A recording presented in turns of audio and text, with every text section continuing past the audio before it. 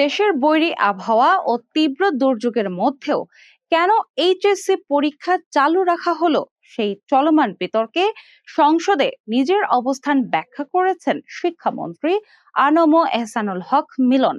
মঙ্গলবার দুপুরে জাতীয় সংসদ অধিবেশনে নির্ধারিত প্রশ্নোত্তর পর্বে অংশ নিয়ে তিনি এই বিষয়ে বিস্তারিত তথ্য ও যৌক্তিকতা তুলে ধরেন।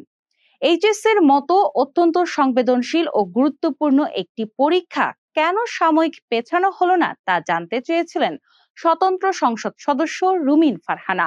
তার জবাবে শিক্ষামন্ত্রী জানান, শুধুমাত্র কুমিল্লার একটি বিশেষ কেন্দ্র ছাড়া দেশের অন্যান্য সকল স্থানে পরীক্ষা অত্যন্ত সুন্দর ও সুষ্ঠুভাবে অনুষ্ঠিত হয়েছে।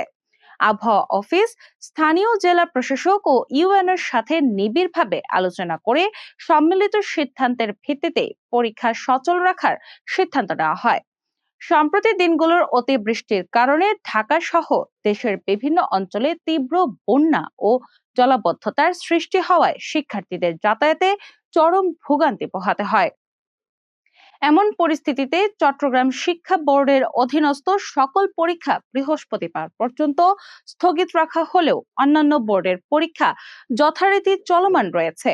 বৈরী আবহাওয়ার কারণে শিক্ষার্থীরা আগেই পরীক্ষার কিছুদিন পিছিয়ে দেওয়ার দাবি জানালেও গত সোমবারের প্রবল বর্ষণে তাদের দুর্ভোগ আরো চরম রূপ নেয়। পরীক্ষার্থীদের এই অবর্ণনীয় কষ্টের পর সামাজিক যোগাযোগ মাধ্যম সহ বিভিন্ন মহলে শিক্ষামন্ত্রীর তীব্র সমালোচনা শুরু হয় এবং তার পদত্যাগের দাবি ওঠে। এমনকি মঙ্গলবার রাজধানীর সায়েন্স ল্যাবরেটরি ও উত্তরা এলাকায় ক্ষুব্ধ শিক্ষার্থীরা জড়ো হয়ে শিক্ষামন্ত্রীর পদত্যাগের দাবিতে বিক্ষোভ সমাবেশও করেছে। বিক্ষোভের মুখে সংসদে শিক্ষামন্ত্রী নিজের পক্ষে যুক্তি দিয়ে বলেন, আবহাওয়া অধিদপ্তর থেকে তাদের আগে জানানো হয়েছিল যে ভারী বৃষ্টির কোনো সম্ভাবনা নেই, কিন্তু পরদিন কুমিল্লার একটি কেন্দ্রে হঠাৎ পানি উঠে বন্যা পরিস্থিতি তৈরি হলে তিনি তাৎক্ষণিকভাবে সেই কেন্দ্রটি পরিবর্তনের কঠোর নির্দেশনা জারি করেন। এমন চরম প্রতিকূল পরিস্থিতিতেও বিকল্প উপায়ে স্থানীয় প্রশাসন নৌকার ব্যবস্থা করে পরীক্ষার্থীদের যথাসময়ে কেন্দ্রে পৌঁছানোর ব্যবস্থা করেছিল।